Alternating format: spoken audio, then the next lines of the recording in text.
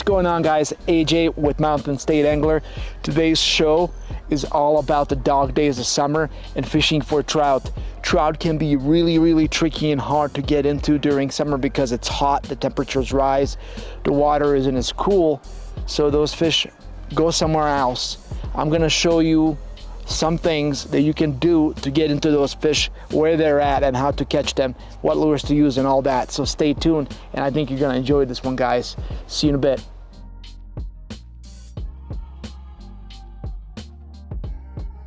The first thing I think about summertime and trout, since the water is really warm, they're gonna go deep. So I try to find areas from shore that are deep, that when I cast will go down deep pretty quickly. So that's number one. Number two, you want the gear with it. You want 8 to 10 pound tests. Since you're going deep, you may have to jig it up or be aggressive with your retrieval, so make sure you have that heavy line. What I have here is a 7-foot medium rod, 7 foot, yep, a G Loomis. With it I have paired a Daiwa reel 3500, and basically that is my setup for the rod. Now the lure is what you guys are probably wondering what I like to use. Simple, something that I can cast really far that goes down pretty quick. That, my friends, is spoons. I'm gonna show you a group of spoons I use to get into these fish. So the number one is a Super Duper. I'm sure you guys have heard of this and seen it before. Great lure, it goes pretty far. It's got this like weird sway when it comes in. Really good. I catch a lot of cutthroats and brook trout and rainbows on this. The next one I have is a very popular, and that is the Thomas Buoyant. This is my special. You guys have seen me use it in other videos. Very good spoon. One of my favorites. I catch a lot of trout with it. As you guys will see, the brook trout love them. I have every pattern you can think of. Of course, the next two are something that I've used for years and you guys have seen me use in my videos, is Castmasters. Acme Castmasters. I have a cutthroat pattern here on this one, and we have a perch pattern over here. Both really good. The green on the perch pattern does a lot of good.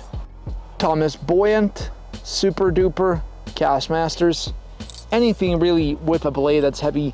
You can even use a hair jig that has a blade that you can cast out, work back and let it flutter. That's really important. It's the shine that comes from them, how deep they go, and really that is it. As far as casting goes, I'll show you guys in the link what we do when it comes to that. So sit back and enjoy this episode because I catch some really nice rainbows and some really nice brookies, guys.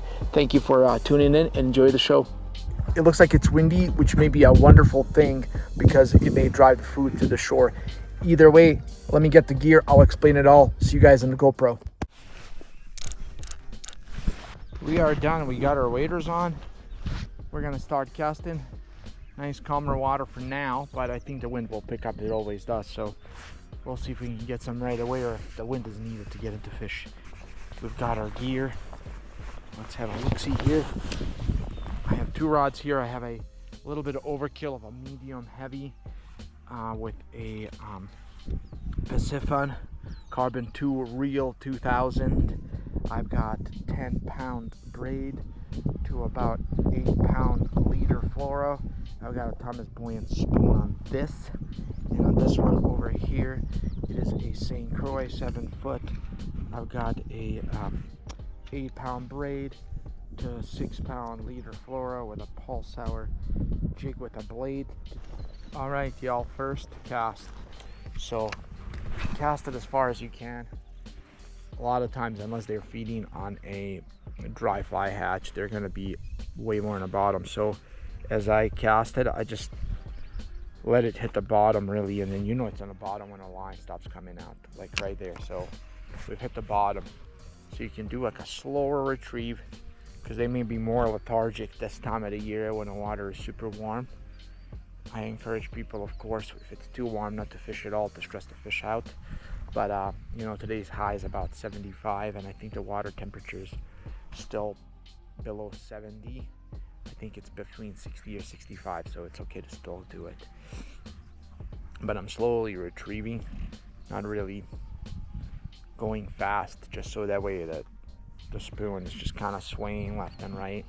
slowly, and the sun is hitting that spoon, so the reflection is really getting a fish's attention to at least get a follow or a look. Okay, so that's the first method, just a simple cast, let it hit the bottom, and slowly retrieve.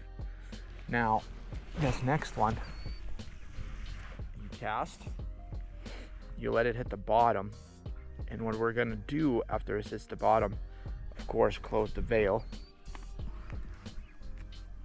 There it is, and then we're gonna tighten the line and just kind of tighten the line, just pop, and let it flutter back. Pop, and let it flutter back. Always tighten before you pop. Let it flutter. Fish will hit it on the drop a lot of times, especially if they're just cruising the bottom. This is another effective method that I've always had to use with pretty much any species as the water heats up. Fish on. I wish I had the net next to me. It's always fun when they hit during the demonstration. This is a nice fish. I don't know what it is. Be a rainbow. No, it's a hard fighting brookie.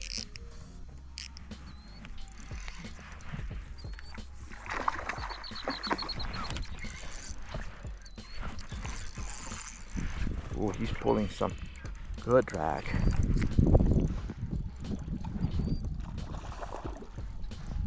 Jeez. Ah, we just broke off. So that last method is quite successful in these especially warmer days where they are really hugging bottom. Let me show you the third method. The third method is you will cast out, let it hit the bottom, and then start slowly retrieving, and then just give it a jerk. Give it a jerk. About 3 or 4 spins. Give it a jerk. 3 or 4 spins. Stop. Give it a jerk. 3 to 4 spins. Stop. Give it a jerk. What this makes it look like is a swimming fish that darts because it sees a threat. So again, swimming and then darts because it sees a threat. It's pretty much like that. So those are the 3 methods. As you guys saw, we got a fish on the drop on the one where we're jigging off the bottom. So we're just going to continue all those and you know, hopefully get on some more fish and have some great footage. So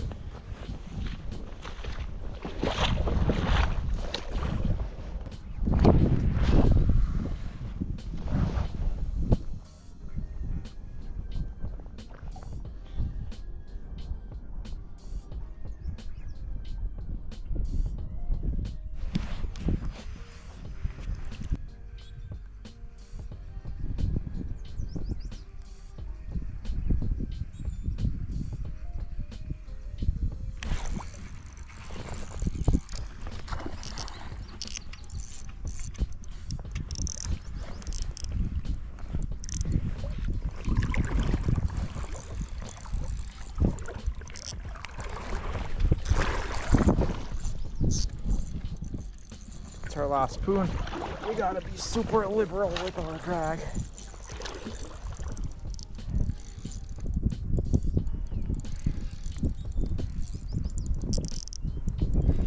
What a jumper too, geez.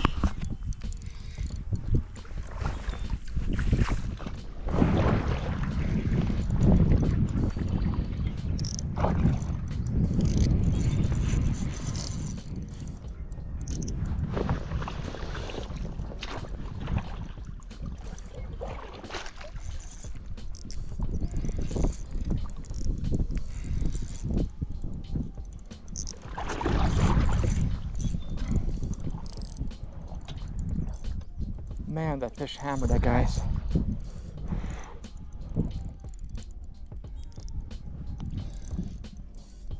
Hammered it.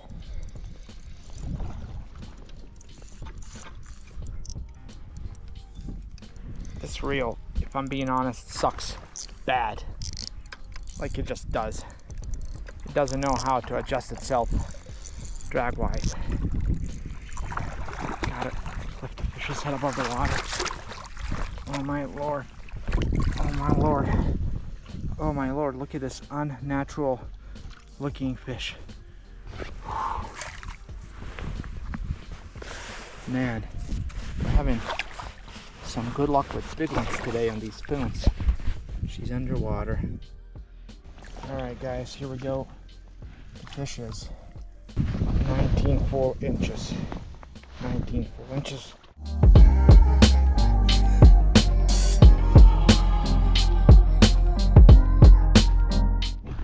First cast from our new spot.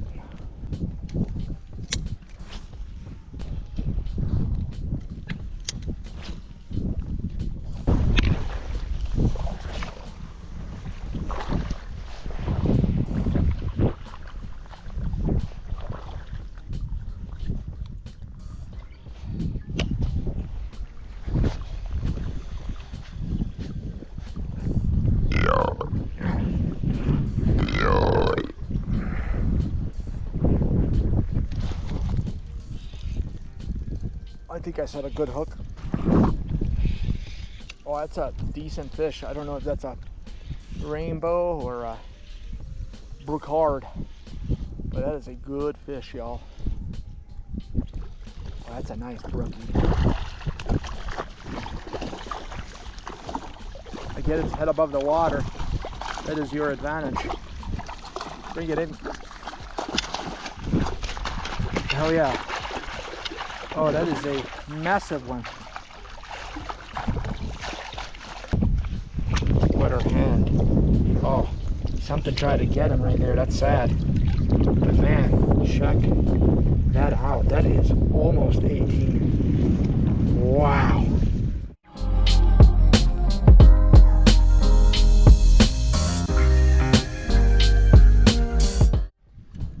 That was a pretty fish. Can we get another one? What a beautiful day. Seriously, I couldn't ask for a better day. I love the wind. Just lets me cool down enough in the sun. Fish on. Fish on. Feels like a decent one. Oh, I lost it.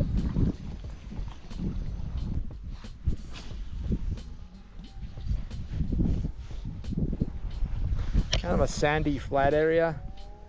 It's a transition for a lot of fish right here to the structure where the trees are, so we may not have luck here, but I'm gonna cast even closer to that tree.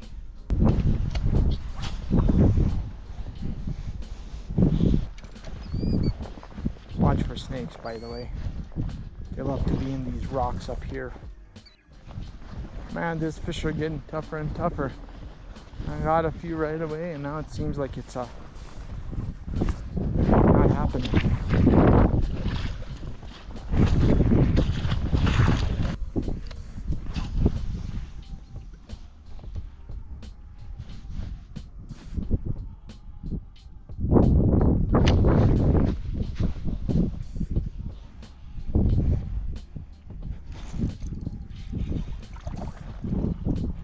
Oh, stay hooked. Oh dear Lord.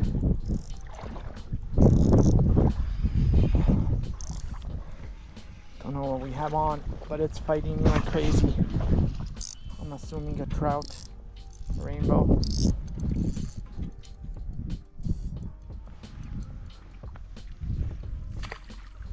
Oh man, stay on.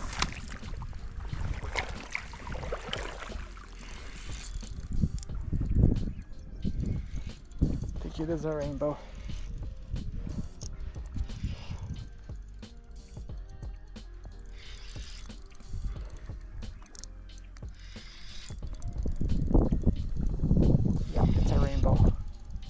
He hammered it. Oh man. Oh, stay pinned. Oh, stay pinned. he's a hog. He's a hog. Guys, look at this belly. Gotta keep his head above the water if you want to land him. Oh my God. What a fish. Oh, what a fish. Oh, let me just show you guys how massive this fish is. Oh my gosh, it's easily 4 pounds and it's full of crawdads. It is full of crawdads. Oh my God. Like I can feel the crawdads.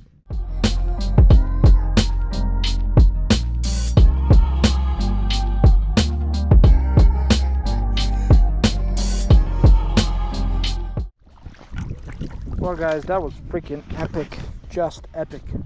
Really, it's the deeper areas that I'm getting them in. On the next weed edge. There's multiple weed layers, I think, in the lake, and that's where I'm getting them, so. Let's try over here and see how we do. Oh, here's another rock pile, y'all. Okay. Now I know this is deep.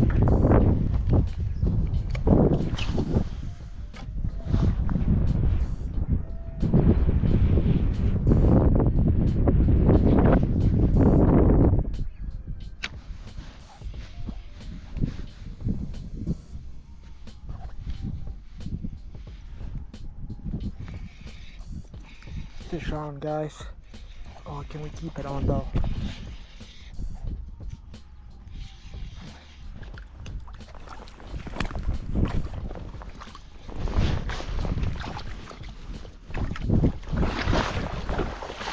I want to get a more stable footing going on. Oh, that's a nice brook trout.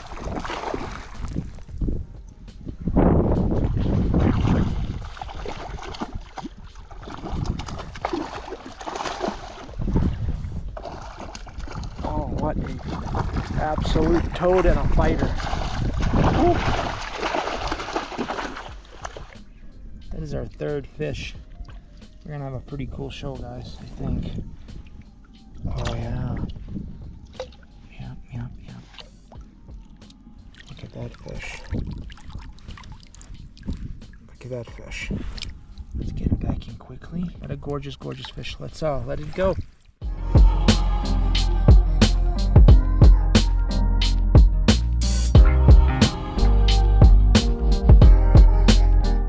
New area, new opportunity. Ooh, I see some rocks too. That's what I'm talking about. I don't know why I have like this well for rocks. Cast number 2. Yeah, we got that one nice and far out. We're gonna pop this.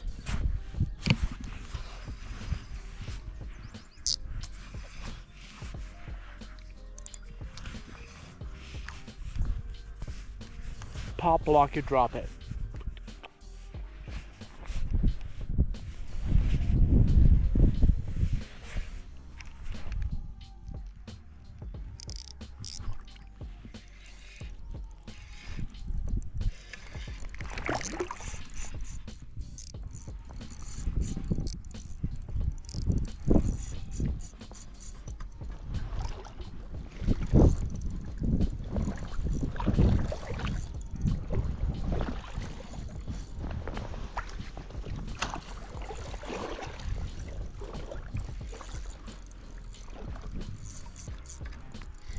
This reel sucks so much I keep having to do this. Adjust its drag manually.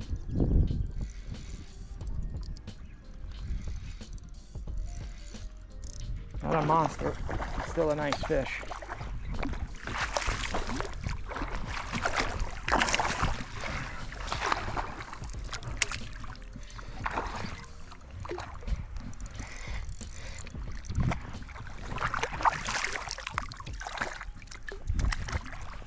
Oh, that is a nice monster of a brookie. Whew. That is a gorgeous, fat brookie. right, we got that spoon out. 17 inches.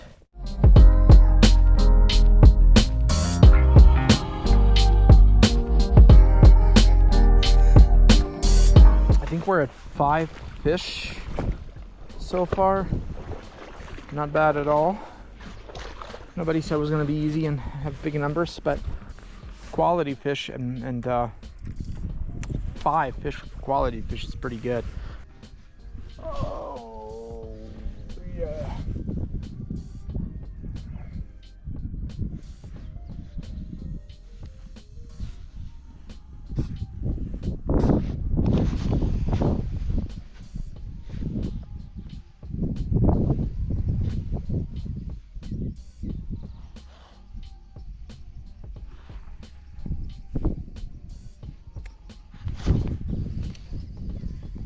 Oh wow, that broke me off. That hit so hard, it broke me off. Damn. Alright, let's try the smaller cast master and get out of here. Alright guys, once I bring this cast in, that'll be our last one. We lost a few, but that's alright. It happens. It's a summer day. Dog days of summer are hard to fish, so